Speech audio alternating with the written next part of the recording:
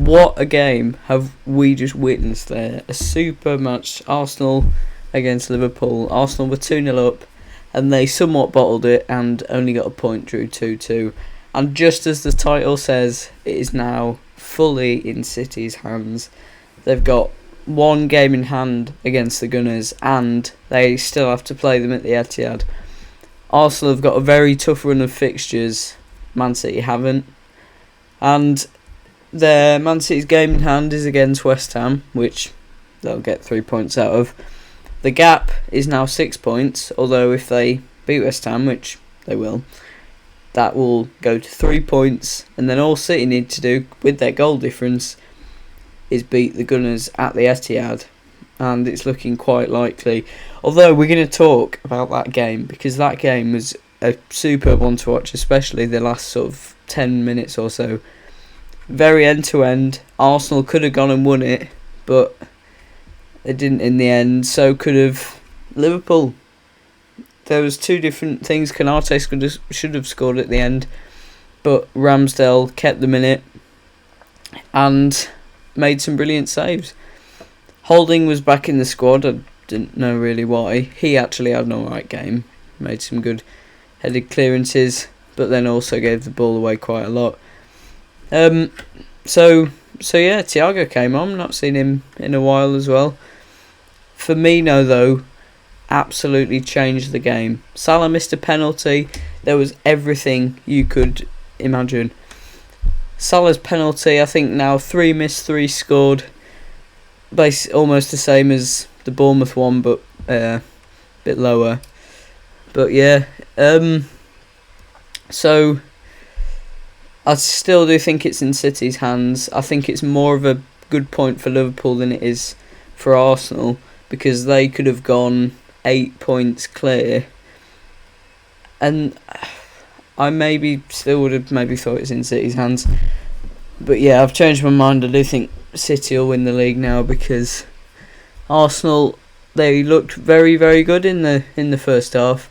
And then that thing between Xhaka and Trent just sort of got the Anfield crowd going, and that's not what you want to do. As Gary Neville said, don't wake them up whilst they're sleeping, the Liverpool crowd, because that's initially what gave Liverpool the spirit to come back and get a point. They could have won the game. Ramsdale with some superb saves. The one at the end where Salah shot, it came off Gabriel. It was going into the top corner definitely, and he just got a fingertip to it and put it wide. So, yeah, brilliant performance from him. I don't really know why they made a substitute. They took Odegaard off and Odegaard and Jesus off, who Jesus had scored a goal. I think it's his first goal in 5 or 6 games at Anfield or against Liverpool. And they put on one of their new signings, I don't know how to pronounce his name, and Trossard. Hold on, yeah, and then they swapped Zinchenko for Tierney one time. Zinchenko had a good game. It got fiery after sort of 35-ish minutes or so, because of that Zach, I can't pronounce anyone's names, Xhaka and Trent Alexander-Arnold incident. Trent didn't actually have... He wasn't brilliant, but he wasn't as he's been like this whole season. It's like a above average game for this season's Trent. So you have to give him credit for that. He put some good crosses in, definitely. And Liverpool had a lot of chances to score. Arsenal had a chance at the end where I think Martinelli, it was like a 3v1. Arsenal had 3 attacking players, and Martinelli just put too much on it, the ball for Saka. That could have won the game. But yeah, a very, very entertaining game to watch. Although now I do think it's in City's hands, because unless Arsenal can turn it around and City maybe bottle it against a team like, I don't know, maybe Chelsea, I think it will be a huge game, Man City Arsenal at the Etihad, because if Arsenal can turn up and win that, then all it would take is Man City to drop 2 or 3 points in their other games.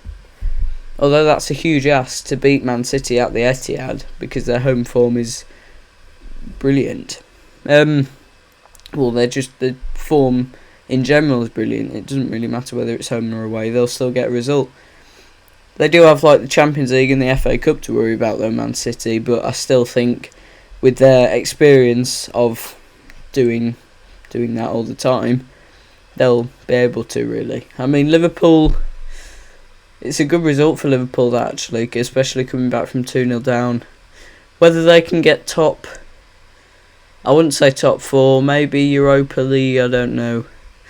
It's really, because it's really between Liverpool, Villa, Brighton maybe, and probably Liverpool with how they bounced back today would might probably be able to above those other two teams, but definitely the Anfield crowd really helped them, because 2-0 down and basically Xhaka revoked it all sort of, and they went on to draw the game 2-2. Firmino absolutely changed the game as soon as he came on. He was making tackles in the middle of the pitch. He scored the goal, the equalising goal, and he created, I don't know how many chances, he created a fair few good chances. I don't think anyone really deserved to win the game, because Arsenal dominated Liverpool in the first 35 minutes or so, and we thought it would just go like that, really, because, we'd think they'd either hold up for a 2-0 win or... Although when the crowd at Anfield got up and they got one back, then it looked a lot more likely for Liverpool to come and do it. And especially with that penalty, the Salah penalty, I think that if he would have scored that, it would have been a completely different game, because Liverpool may have gone on and won it. So...